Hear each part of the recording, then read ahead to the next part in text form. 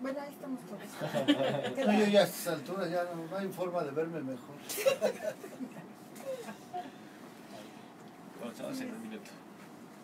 Se me hace que la veo. Ellos controlan el micrófono. Sí, sí.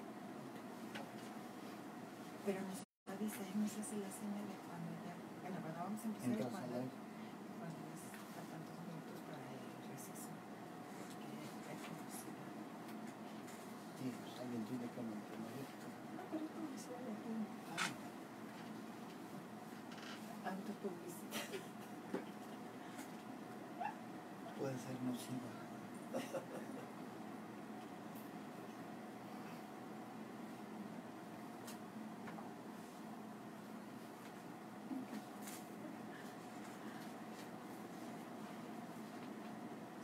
Buenas tardes, bienvenidos a su programa Societatis del Seminario de Sociología General y Jurídica de la Facultad de Derecho.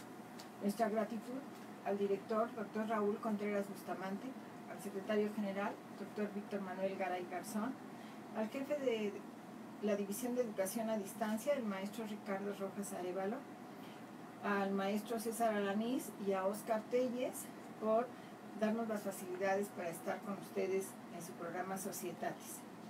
Por parte del seminario, Cristina Ávila, Rosa María Valdés, Carlos Velasquillo y Liz García, y la maestra Amparo Apolinar que nos acompaña.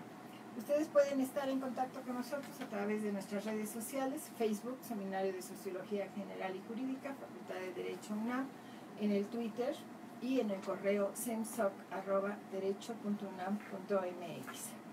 En esta ocasión nos acompaña el doctor Ignacio Pérez Colín, a quien le damos una muy cordial bienvenida y nuestro reconocimiento por acompañarnos esta tarde. Doctora, pues muchas gracias a nuestra querida facultad, a su director, a Víctor Garay, a ti como gran catedrática que has sido siempre, y gracias por esta gran oportunidad que todos los universitarios debemos aprovechar, y es un privilegio para mí estar con ustedes. Buenas tardes. Buenas tardes. Pues antes de iniciar con la conversación que tendremos el día de hoy, como ustedes han visto, se trata de la tramitación del amparo en grupos prioritarios. Le voy a pedir a la maestra Amparo Apolinar nos dé la síntesis curricular del doctor Ignacio Pérez Colín. Gracias, doctora. Muy buenas tardes. El doctor Ignacio Pérez Colín estudió la licenciatura en Derecho en la Facultad de Derecho de la UNAM y del mismo modo obtuvo el grado de doctor en Derecho en la División de Estudios de Posgrado de la Facultad de Derecho. También ha realizado estudios de posgrado en la Universidad de Salamanca, España, en el área de Derecho Constitucional, y en el ámbito académico ha sido catedrático por más de 25 años en la Facultad de Derecho, impartiendo la asignatura de amparo. Otras asignaturas en las que también se desempeña es epistemología y argumentación jurídica, derecho procesal constitucional, derecho concursal, títulos y operaciones de crédito, tanto en la facultad como en otras instituciones educativas. En el ámbito laboral se ha desempeñado como litigante, asesor empresarial corporativo y ha ocupado diversos cargos a nivel de dirección en dependencias tanto federales como locales. Por ejemplo, director jurídico contencioso de la Profeco, subdirector de asuntos jurídicos de la delegación Cuauhtémoc, árbitro oficial en la Conducef, y bueno, asimismo es encargado del despacho en el Registro Público de la Propiedad y del Comercio del Distrito Federal. Actualmente es asesor en la Auditoría Superior de la Ciudad de México. Bienvenido, doctor. Gracias. Bueno, el tema que nos ocupa el día de hoy, como hemos señalado, es la tramitación prioritaria que se da del amparo en los casos de grupos vulnerables. El antecedente del amparo se da en la península de Yucatán ante el régimen centralista de la Constitución de 1836, que se conoce como las 7 leyes. Yucatán amenaza con separarse y entonces se le otorga la facultad de legislar su propio régimen jurídico, lo que dio origen a la Constitución de Yucatán del 31 de marzo de 1841. En este proyecto participa Manuel Crescencio Rejón y en el artículo 53 establece que corresponde a la Corte Suprema de Justicia amparar en el goce de sus derechos a los que pidan su protección. Más tarde, en 1847, en el Acta Constitutiva de Reformas, donde participa Mariano Otero, se incluye en el artículo 25. Posteriormente, en la Constitución Federal de 1857, en 1869 se reglamenta con la Ley Orgánica Constitucional sobre el Juicio de Amparo, y 60 años más tarde en la Constitución Política de los Estados Unidos Mexicanos en 1917. Se reconoce como la gran aportación de México. En este sentido, cuando hablamos de esta Constitución inicial y del amparo inicialmente, ¿hablaríamos ya de un constitucionalismo social? Yo creo que no. Tendríamos que contextualizar porque la historia constitucional de México tiene sus antecedentes en varias influencias que impactaron a la cultura nacional. Empezábamos por ver toda la importancia y la trascendencia que tuvo en México los efectos de la Revolución Francesa, que vemos varios de sus principios y disposiciones en nuestras constituciones. Por ejemplo, el tema de la soberanía popular, que emana de estos principios establecidos en esa legislación. Posteriormente, una serie de fenómenos que vinieron sucediéndose históricamente hasta que llegan a Estados Unidos, en la independencia de Estados Unidos, donde encontramos la separación de Estados Unidos de la corona inglesa. Y Estados Unidos particularmente tiene una gran influencia en México porque trae todo el constitucionalismo que se había dado en Inglaterra desde la Charta Magna de Juan Sin Tierra en 1215. Cuando llega la independencia en Estados Unidos, ellos establecen, desde luego, la base constitucional, pero crean en ese momento ya de manera muy formal el famoso sistema federal, el federalismo. Y esto genera una serie de impactos a nivel internacional por toda la estructura que esto generaba. Del mismo modo, y estando tan cerca, México se ve impactado precisamente por esta estructura constitucional. México, siguiendo esas ideas, inicia su vida constitucional a partir de la independencia, donde tuvimos varios intentos de constituciones, como bien decía la doctora, de 36, pero antes de eso tuvimos de manera efímera la Constitución de 1812, llamada Constitución de Cádiz, que pues nos la quisieron imponer los españoles ya cuando se estaba terminando el virreinato. Y de hecho, ni en el mismo España, por la invasión napoleónica, tuvo una gran vigencia. Luego vino la Constitución de 14, que tenía los sentimientos de la nación como base, pugnados por José María Morelos y Pavón, inspirados precisamente en aquella declaración de los derechos fundamentales del ciudadano. Pero como estábamos en pleno movimiento independiente, pues obviamente esta Constitución no llegó a tener vigencia. Entonces tenemos ya dos intentos, hasta que se logra la independencia, logramos tener nuestro primer documento ya formal, establecido, que fue la Constitución de 1824. Esta Constitución de 1824 tiene, vamos a decir, la gran ventaja de que importa el sistema federal, y esto genera una pugna interna, ya que muchos de los que participaron en el movimiento independiente disputaban si era mejor tener un movimiento centralista y otro federalista, lo cual genera otro movimiento que culmina con la Constitución de 1836 de las 7 leyes, que curiosamente uno de los próceres de ese movimiento nos quiere regresar a un sistema central, y él, después de que logra la independencia, se proclama emperador, Agustín de Iturbide. Esta Constitución pues también genera el mismo descontento y sigue la lucha interna porque nadie estaba a gusto con la misma. Esta Constitución, como dato particular, tuvo una diferencia que hablaba de un cuarto poder, que era el Supremo Poder Conservador. Aparte de los otros tres, se crea este Supremo Poder Conservador, cuya nota característica era que se le establecía la facultad de que fuera el que ejerciera el control de la constitucionalidad. No hay muchos datos que reflejen si tuvo algún antecedente, algún juicio, alguna intervención en esto, porque materialmente creo que no tuvo funcionamiento, pero ahí está. Después de eso, pues vino ya los movimientos posteriores, donde básicamente estos movimientos asimilaron esta corriente individualista que nos llevó al grado de establecer un capítulo de las garantías individuales.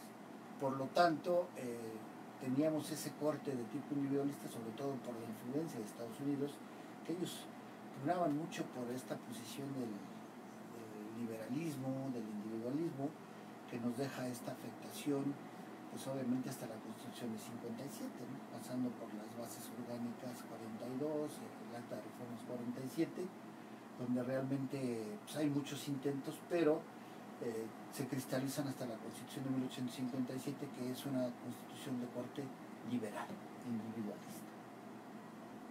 Cuando nosotros hablamos del amparo en general, y hablaríamos de los no especialistas, el ciudadano de a pie, en términos generales podemos decir que el juicio de amparo va a proteger esos derechos humanos de las personas. Y cuando hablamos de esto de los derechos humanos de las personas, que como bien nos has relatado, ¿cuál sería la perspectiva desde el impacto tanto internacional como doméstico, el impacto social, cuando aparece esta figura protectora? Bueno, continuando con el contexto, diríamos lo siguiente. Desde luego hay que resaltar que todo derecho, el derecho legislado, es un producto social. Por lo tanto, siempre cualquier tipo de derecho estará investido de esta nota eminentemente social. Y para continuar con este contexto, como decía, es muy importante hacer un recorrido histórico, porque dentro de todas las figuras que se han dado en el recurso histórico, desde Grecia, Roma, Inglaterra, España, toda Europa, pugnaron siempre por establecer algunos medios que evitaran el abuso del poder central. Y entonces se fueron dando figuras como el Homo Libero Exhibendum, la intercesio en Roma, en Inglaterra el Reto Habeas Corpus, en España el recurso de casación, lo mismo que en Francia. Figuras que hay parte de la doctrina señalan que influyeron a la creación del amparo mexicano. Sin embargo, otra parte de la doctrina dice, bueno, sí, siempre hubo esta posible tendencia a evitar desde los tiempos antiguos el abuso del poder público, como fue en la Revolución Francesa, y de ahí se vinieron dando una serie de figuras que trataban de rescatar al gobernado de estos abusos de poder.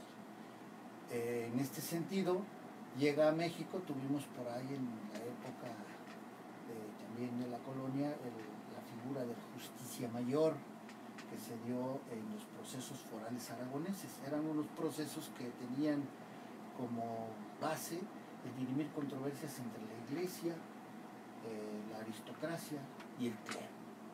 Y lo particular de esto es que ahí sí parece ser que hay una gran influencia, porque este personaje del justicia mayor, cuando emitía sus resoluciones, utilizaba el verbo que ahora es esta materia, amparar. Si su resolución determinaba que había alguna afectación particular o a alguna persona, la orden que contenía su resolución era la de amparar. Posteriormente, en México, después de varias así que intentos, logramos tener algo que un autor actual, Rafael Lira, llamó el amparo colonial. Sin embargo, era una figura que prevaleció en la época del virreinato, sobre todo en la parte de Tlatelolco, en la región de Tlatelolco, cuando una comunidad había sido despojada de sus tierras por generales españoles. Entonces acudieron al virrey y protegió sus derechos por los mismos términos, ¿no? Los protegió y los amparó.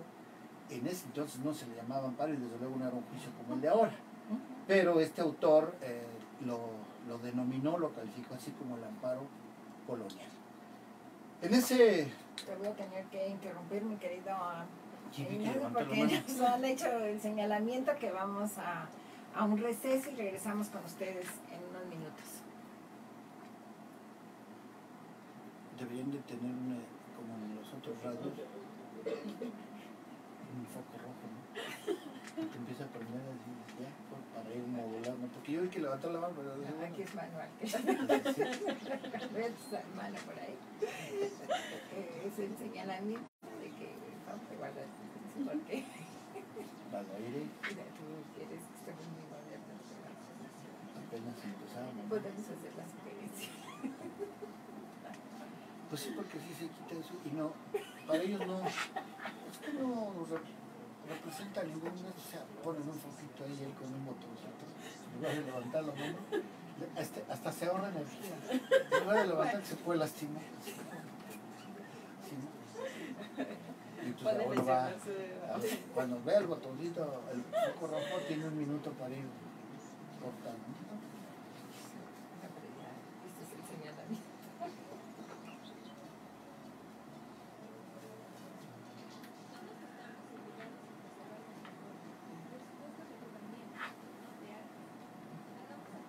Directa, hacer la pregunta sería cómo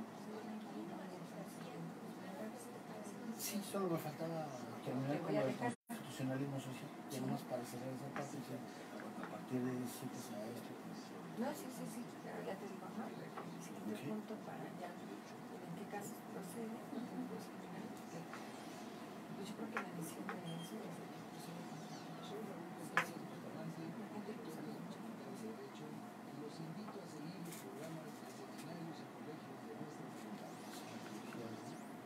¿Qué es la publicidad? sí.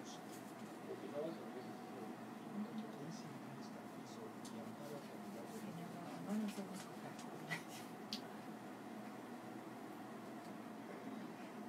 Regresamos con ustedes en su programa Societatis. El tema que estamos analizando el día de hoy es la tramitación del amparo en el caso de los grupos prioritarios. Nos acompaña el doctor Ignacio Pérez Colín. Y voy a cederle la palabra antes de regresarle al doctor Pérez Colín, a la maestra Amparo, para que nos dé las recomendaciones de esta semana, por favor. Gracias, doctora. Bueno, nuestras 2 primeras recomendaciones a propósito de la temática que hoy tocamos, que es la de grupos vulnerables. Tenemos La misma luna, una película mexicana-estadounidense de 2007, dirigida por Patricia Riggen y protagonizada por Kate del Castillo.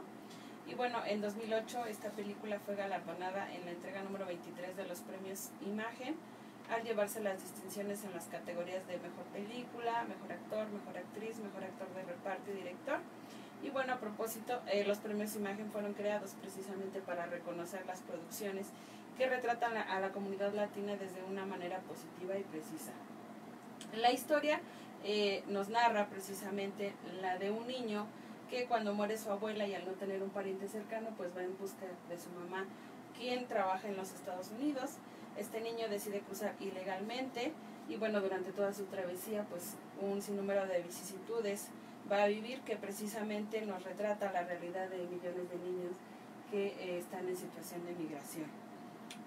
Otra película que toca otra temática de grupos vulnerables es precisamente Generación Robada, una película australiana de 2002 que está enmarcada en un contexto de racismo y discriminación en Australia precisamente.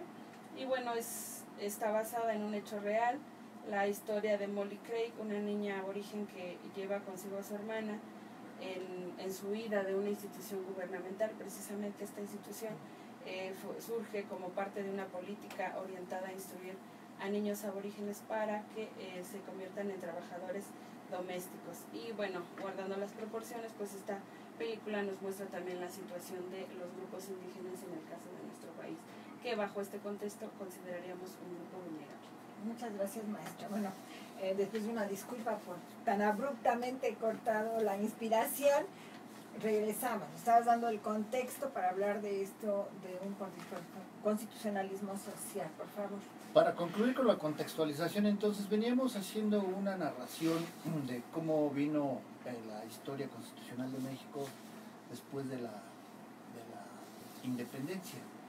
Y encontramos que, al igual que en muchas partes del orbe, el dato común ha sido siempre que el abuso del poder público ha impactado siempre a las mayorías, curiosamente, ¿no? Desde las primeras organizaciones políticos sociales encontramos eso, y como decíamos, esto ha generado la aparición de figuras que tratan de hacer un contrapeso a esto. Y es así que en México, después de la guerra de independencia, después de los intentos constitucionalistas, seguíamos influidos por una doctrina prácticamente individualista. Y sobre todo porque las cuestiones políticas, como se fueron dando primero por movimientos militares y la aristocracia y el clero, seguían privilegiando a ciertos grupos, lo cual generó los movimientos que nos llevaron a las condiciones que al final dieron como resultado la Constitución de 17, que es precisamente donde aparece lo que actualmente se sigue llamando como el constitucionalismo social, un movimiento obrero, un movimiento agrario, detonan una guerra que al tomar los aportes que ésta pretendía, pues generan este constitucionalismo social y logran un cambio trascendental. De tener un capítulo de garantías individuales en la Constitución, se aumenta uno de garantías individuales y garantías sociales. El maestro Burgoa, como todos lo conocemos, gran jurista, ya nos hablaba de la posibilidad de que, para no equivocarnos, porque muchos doctrinarios siguen hablando de las garantías individuales y anulaban las sociales, había que hablar solo de garantías constitucionales, concepto que incluye las individuales y las sociales. Y así llegamos a este llamado constitucionalismo social, donde la aportación de México al mundo fue importantísima. Constituciones como Rusia y otras de Europa tomaron esta cuestión del llamado constitucionalismo social, que yo tengo ciertas reservas por el social, porque ya ven que esto de lo social tiene muchas acepciones, ¿no? Porque realmente, pues todo lo que impacta a los grupos, a la población, pues, es social. Entonces, así como arribamos a este constitucionalismo social, que ahora parece ser que a nivel mundial es uno de las modas, ¿no? Que todo el mundo privilegia a los votos. Bueno, en términos muy generales, te voy a pedir un ejercicio de reducción, porque con frecuencia la sociedad se habla del amparo, ¿no? Pero el amparo como que una figura que independientemente de lo que yo haga, me va a proteger. Entonces, lo que yo quisiera es que nos concretizaras en términos muy generales, ¿en qué casos vamos a poder nosotros hacer una tramitación de un amparo? Bueno, la figura del amparo, que aparece, como dijimos en este contexto, también fue un efecto social, producto del abuso del poder. Entonces buscaba una figura que contrarrestara ese poder. Y precisamente, como bien apuntabas, Elsie, al principio, fue en Yucatán, donde con todos estos movimientos internos, Yucatán logra de alguna manera independizarse de la federación, y esto genera que le den esta posibilidad de hacer su legislación, y dentro de esa legislación se idea, se fragúa la primera ley de amparo, que fue solo a nivel local, y era una ley que, pues desde luego tenía grandes bondades, pero al estar limitada por solo cuestiones locales, fue utilizada como instrumento político, porque el hablar de la figura del amparo era limitar el poder del gobernador y de las luchas que había entre Campeche y Yucatán. Tan es así que en el antecedente primario que tenemos de este juicio, se conoce como el amparo Balay. Detuvieron a una persona que era de los políticos, y acusaron de haber ocultado un navío, lo hacen preso, ejerce por primera vez la figura, la acción del amparo, y cuando en esa estructura de aquella ley piden el informe, la autoridad, el gobernador, dice: no, los apresamos solo para protegerlos. Y cuando la autoridad que conocía del amparo, que era un juez local, determina que sí pudo haber violaciones, le pide el informe a la autoridad, y después de que la autoridad dice que solo fue para protegerlos, inmediatamente después los ejecutan. Hay dudas si los destruyeron, los protegieron. Y cuando llega el informe, a nivel de comunicación de los periódicos locales, dijeron que la multitud los había ejecutado por ser contrarios a los ideales de esta separación. Y entonces ahí es donde encontramos este antecedente que nos da. Hay una cuestión muy importante, nos da esta posibilidad, porque es el único instrumento a nivel de control inconstitucionalidad que tiene el gobernado para oponerse a las arbitrariedades del poder. Es el único instrumento. Entonces, cuando procede el amparo ha tenido una evolución, como decíamos. En la Constitución Federal del 57 era garantías individuales. Ya a ver si hay oportunidad de platicar los efectos. Posteriormente en 17 hablamos de garantías individuales y sociales. Y ahora con la última reforma constitucional se habla de garantías constitucionales, individuales y sociales y de derechos humanos. Entonces ya tenemos una situación muy clara en cuanto a que algún acto de autoridad atente contra garantías individuales, sociales o derechos humanos hará procedente la acción del amparo de inmediato. Claro, entonces también hay un proceso de desarrollo, como bien nos dices, donde se va ampliando esta figura y hay más ramas donde procede. Uno de los temas, digamos, ahorita y que va muy vinculado a lo de los derechos humanos son los grupos vulnerables. Estos grupos vulnerables que van a estar en desventaja, diríamos, ¿no? Frente a esa igualdad de la ley que se proclama, que todos somos iguales ante la ley.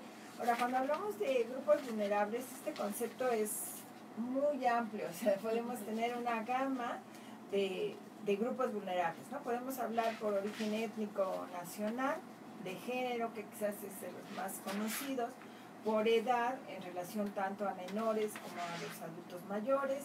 Podemos hablar de discapacidades, de condiciones sociales, pobreza extrema, de condiciones de salud, cuando hay problemas de desnutrición, por religión, por opiniones, por preferencias sexuales, con toda la variedad LGBT, por estado civil, por atentar a la dignidad humana, hablaríamos de las personas en situación de calle y los migrantes, es decir, toda esta variedad de grupos que podríamos catalogar como grupos vulnerables. En términos generales hablaríamos que estos grupos vulnerables están en indefensión y no cuentan los recursos necesarios para acceder, digamos, a un proceso jurídico o a un sistema jurídico. Entonces se habla de que estos grupos vulnerables, entendiendo vulnerabilidad, esa capacidad disminuida para enfrentar un peligro natural causado por la actividad humana.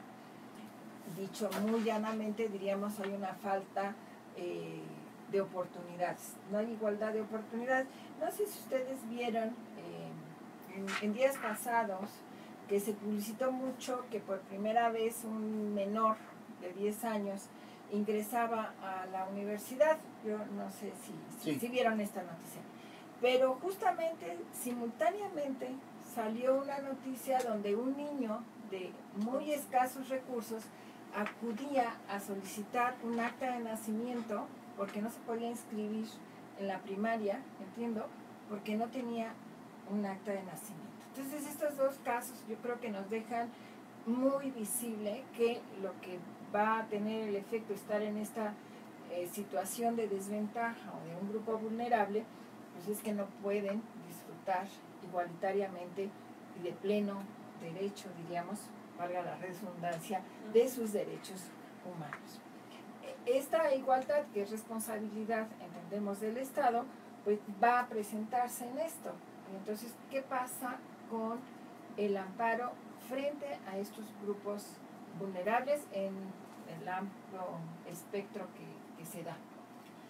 Hay que decir contundentemente que México, desde que logra la vida independiente y obviamente desde antes, ha presentado esta característica de polarización de su sociedad. Los grupos vulnerables, ahora sí llamados, en esta nueva ley de amparo, ya ni tan nueva, tiene 5 años, ha insistido en utilizar este término. Por ello sí es muy conveniente hacer una reflexión sobre ello. Desde la misma ley de 1861, que fue la primera ley de amparo, y la de 1869, donde se repite, en su artículo 34, que era el último, establecía en los juicios a que se refiere esta ley, los notoriamente pobres podrán usar de papel común para la referencia histórica ahí a una parte de lo que son los grupos vulnerables. ¿Quiénes son los notoriamente?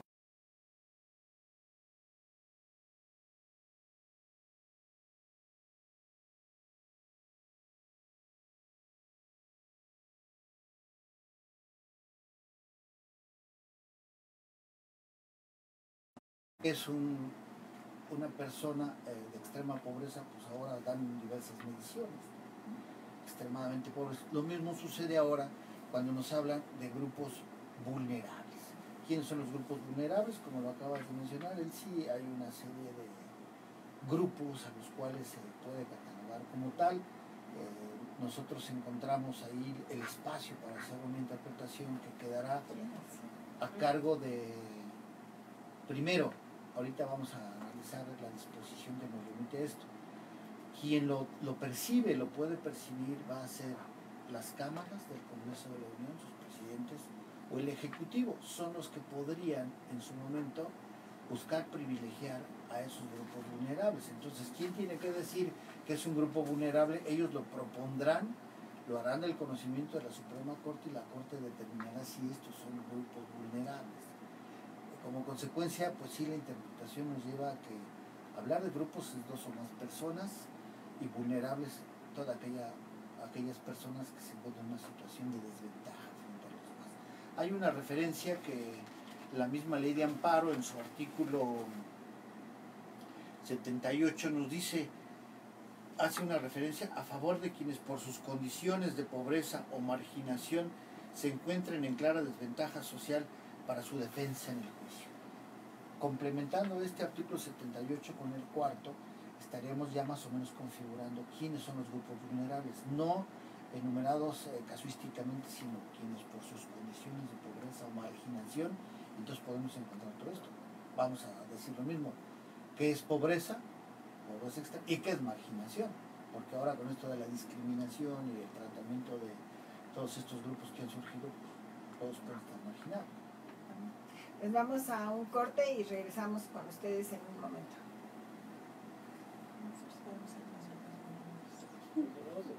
Como maestros de la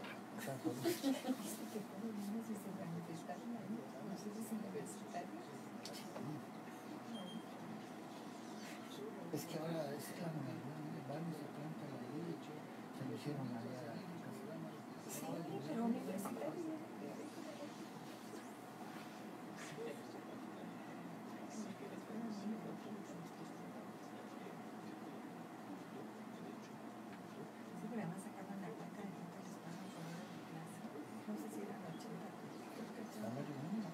Menos. Bueno, también está el caso de muchas redes de una que ganaba 90 pesos que no sé si era aquí en la universidad o en la institución, que la acaban de contratar en Francia, en el Instituto Pasteur, y acaba de salir también uno de un chico que conocí que negó la beca 3 veces o 4 veces, o sea, además insistente, se acaba de ir a Japón, ya les reconocieron como pues el reconocimiento de la marca, o sea, como el registro de propiedad, no sé, lo van a estudiar. Y le conocí, pero 3 o 4 veces la beca. Aquí entraríamos ya casi al perfil de los primeros. Sí, ya es nuestro último bloque. Okay. Para ya aterrizarlo, ¿no? Sí. Sí, bueno, ese contexto, los grupos vulnerables son tenemos esto. ¿Cómo es el trámite?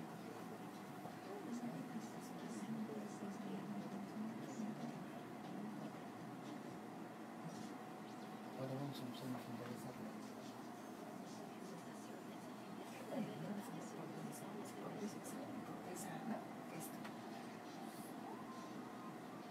Que nos vean. Luego nos cambian los criterios, entonces ya no les puedo extremo, sino además, por ejemplo, ¿quiénes están incluidos esto dentro de la pobreza? ¿Qué tenemos en situación de pobreza? Sí.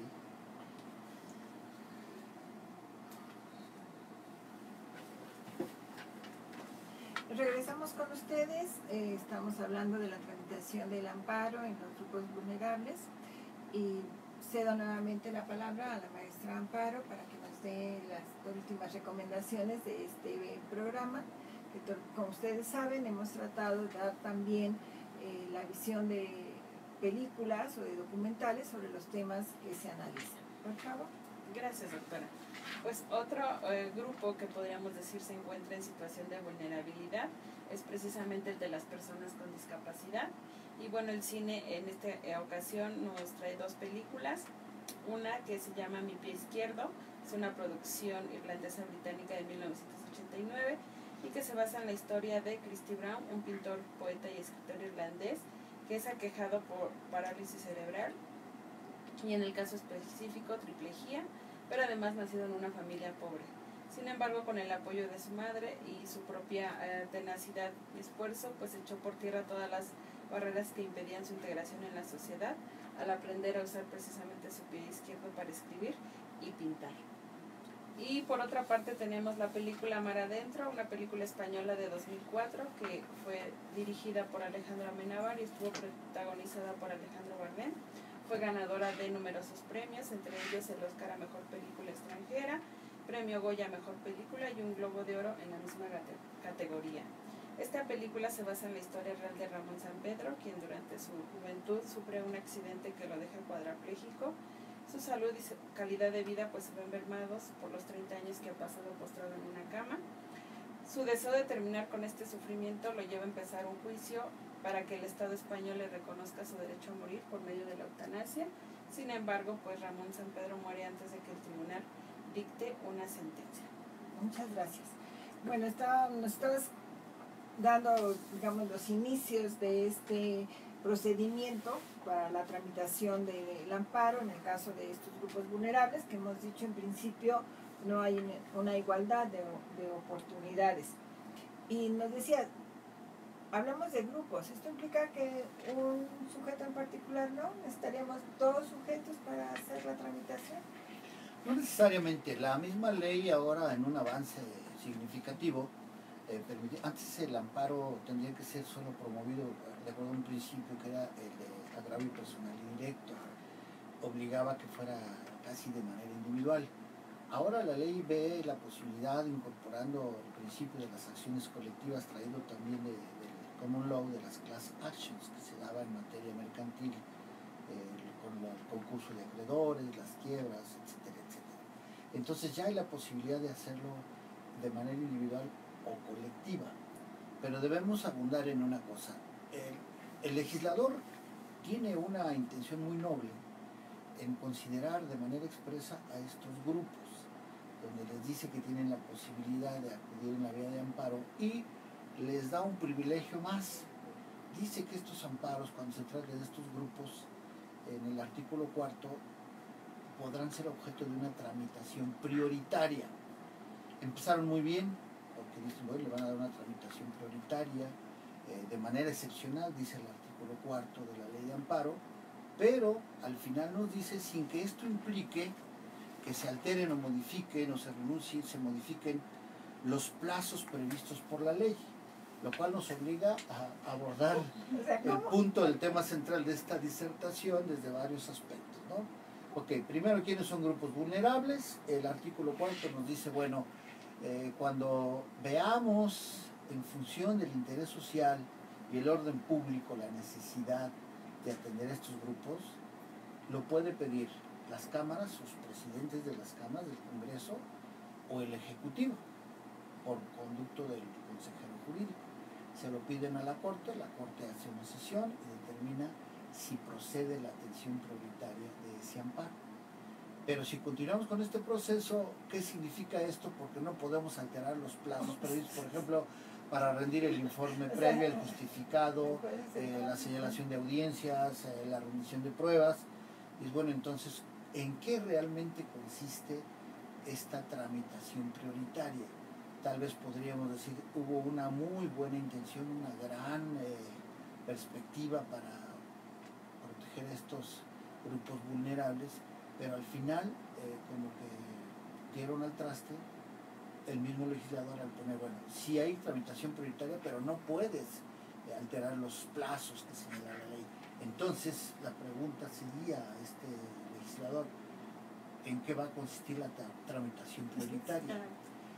En el decurso histórico, las reformas a las leyes se han dado, sobre todo en el 1861-1862, y cuando llegamos a 1917, se dio el proyecto Carranza, que lo obligan a modificar la ley de amparo porque era tanto el abuso del amparo porque se invadían las competencias, se quejaban los gobernadores, pero se abrumaron los tribunales de tantos amparos. Entonces desde esa fecha empezaron a buscar las posibilidades de evadir, esquivar y ver cómo atendían tanta cantidad de amparos, lo cual nos lleva a esto. Los juzgados, los tribunales de amparo siguen siendo insuficientes para todas las violaciones que se cometen.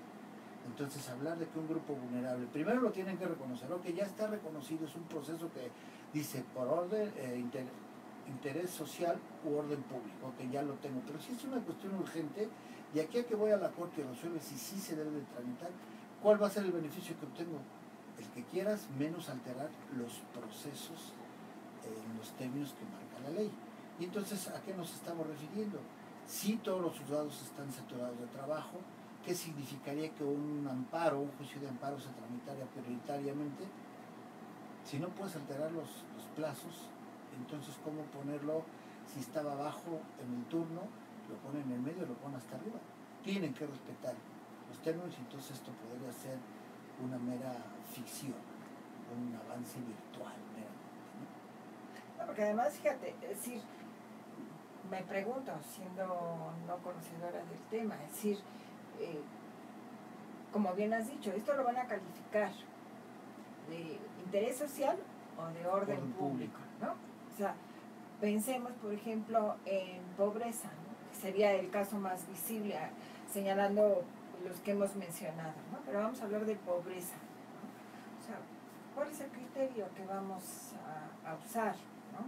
¿Desde qué perspectiva vamos a considerar esto? O la educación, ¿no? Sí. O sea, entre personas que son alfabetas y no alfabetas o analfabetas. Sí, que este procedimiento de calificar, que van a ser los presidentes o el Ejecutivo Federal, o sea, primero, ¿cómo? Digo, ya siendo como abogado del diablo, es decir, yo voy a llegar a la oficina de la Cámara del Congreso o voy a llegar al Ejecutivo Federal. No quiero ser negativa, pero de que yo los deje en una oficialía de partes, primero si me dejan llegar a la oficialía de partes, ¿no? Sí. Y hay un procedimiento interno, supongo, de estos documentos, ¿no? Para que lleguen al presidente de la Corte o que lleguen a los presidentes de la Cámara. Y ya, pues como bien dices, esto ya no tiene una realidad, ¿no? Entonces, ¿cuál sería la perspectiva? ¿O cuál sería? Porque de esta manera ya no hay efectos. O sea, si me califican de interés social, ¿no? O de orden público, mi grupo prioritario. Pero luego voy a seguir el trámite igual, o sea, entonces, ¿dónde Sí. quedó, como bien dices, el trámite prioritario? Podríamos incurrir en lo que se da en llamar una aporía, ¿no? Que hay muy buena intención, pero el argumento al final es inviable.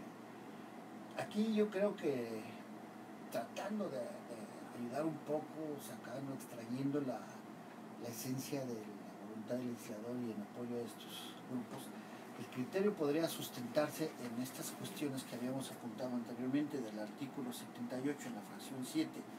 ¿Cuál sería la característica para efectos de la ley de amparo que nos diera esta calificación de grupos vulnerables?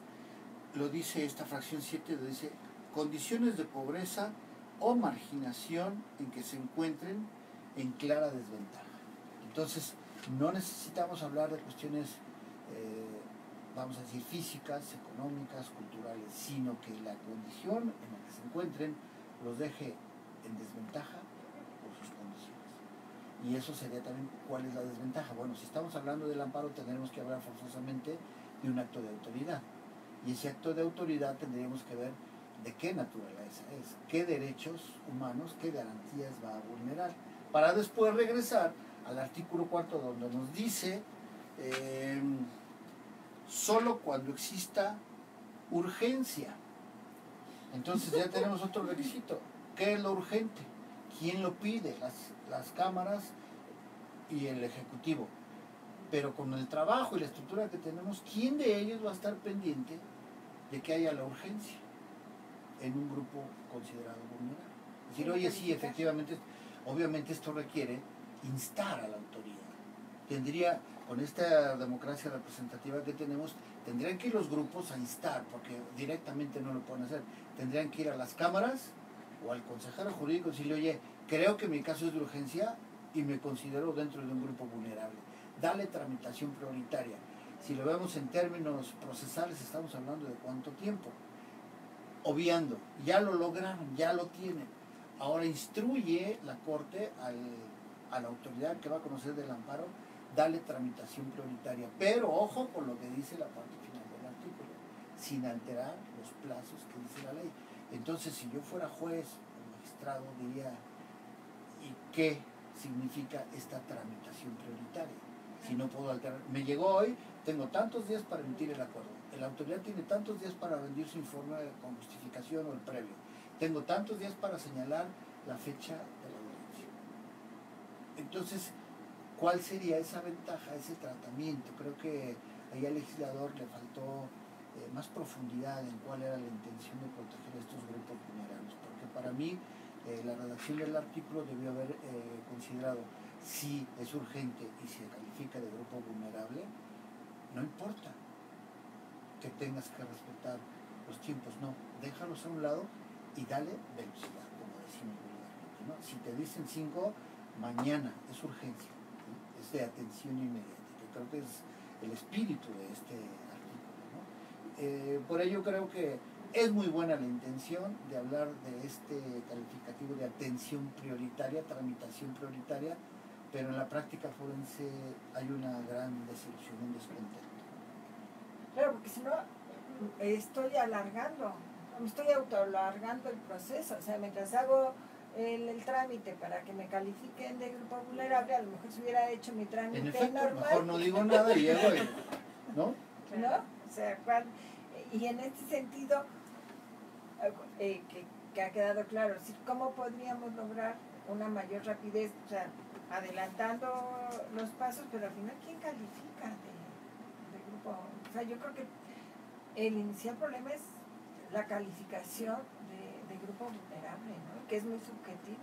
Queda en manos de la Corte esta calificación, que bueno, también habrá que ver las épocas y los periodos en que le toque, porque hemos visto que la Corte misma hay veces que tiene ciertas tendencias o ideologías incluso dentro de ellos, ¿no? Hay unos ministros que no podemos comparar la idiosincrasia, la ideología que tienen los de ahora a los que tenían los de, por ejemplo, de 1970, 1980, ahora con todos los cambios que ha originado la dinámica social y jurídica, ¿no? Encontramos esta situación porque al fin y al cabo los ministros de la Corte son seres humanos con virtudes y defectos, prejuicios, conocimientos, etcétera, etcétera. Entonces, efectivamente, hablar con un ministro, pues si oye, califícalo, y una vez calificado, ¿cuánto tiempo ha pasado? Entonces, sí creo que es una muy buena intención, pero a nivel de práctica forense, oye, mejor no pidas tramitación prioritaria, porque la pura calificación para que te lo concedan ya hubiera resuelto tu amparo, ¿no? Entonces, para mí la propuesta en este caso sería establecer un verdadero procedimiento de tramitación prioritaria, donde los plazos que marca la ley para todos los procesos como prueba, rendición de informes, desahogo de pruebas, sean muy breves. Dijéramos, nos apegaríamos al criterio que manejaba mucho el maestro Arellano García, que realmente se vuelve un proceso sumarísimo.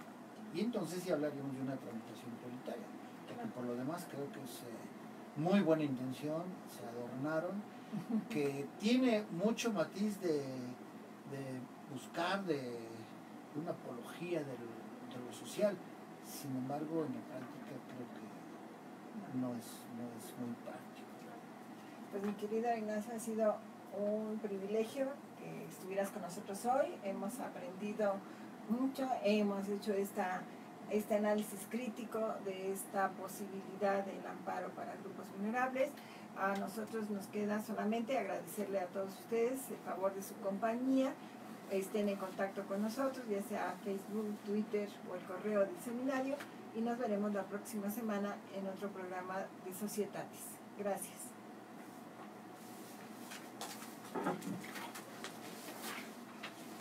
Listo.